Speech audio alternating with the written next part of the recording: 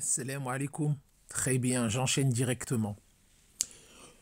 Donc, je vous avais dit que dès leur arrivée à Médine, ils se mirent à prêcher l'islam, au point que dans chaque demeure de la ville, le prophète Mohammed salam était mentionné. L'année suivante, correspondant à l'an 12 de la prophétie, un nouveau groupe d'Ansar vient à la rencontre du prophète salam à la Mecque. Ce groupe était composé de 12 hommes, 10 de la tribu des Khazraj et 2 de la tribu des Haus. Ils lui prêtèrent allégeance au cours du premier pacte d'Al-Aqaba. Avant leur départ, le prophète salam envoya avec eux Mus'ab ibn Umayr, encore lui, souvenez-vous, afin qu'il leur enseigne l'islam et qu'il le propage dans les rangs de ceux qui étaient encore restés polythéistes.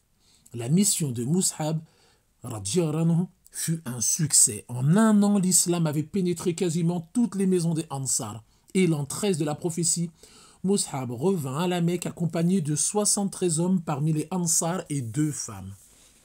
Ces derniers rencontrèrent le prophète salam au cours du second pacte d'Al-Aqaba.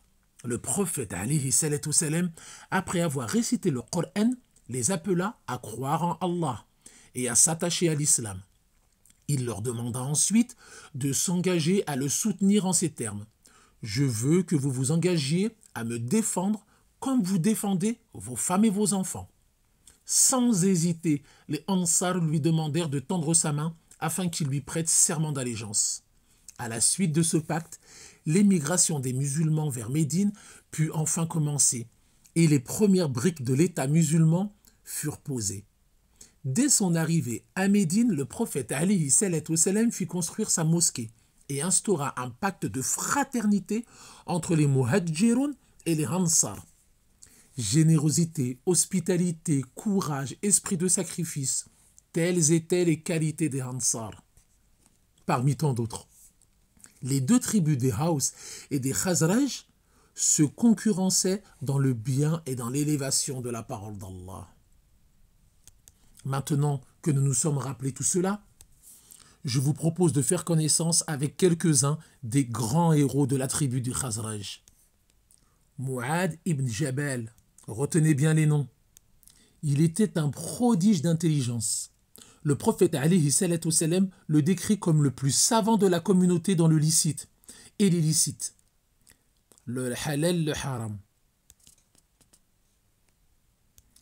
Abu Darda, ces noms ne nous doivent pas être inconnus. Il mit quelques années avant de se convertir, mais dès sa conversion, sa vie s'est transformée. Le riche commerçant qu'il était laissa place à un ascète qui fit de la quête de l'au-delà sa raison de vivre.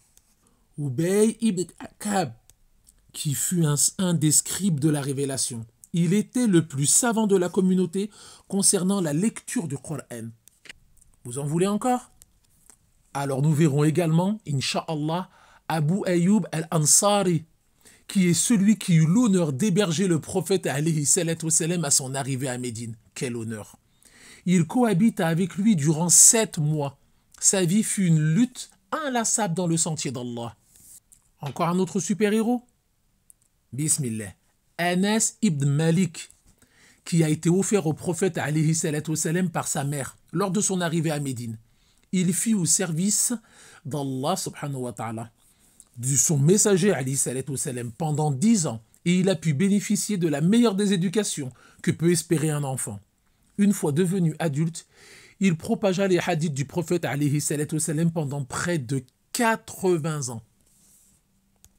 Encore un autre? Allez, Abu Dujana, qui était un guerrier hors norme. Il fut célèbre de par son bandeau rouge qu'il attachait sur sa tête avant de combattre.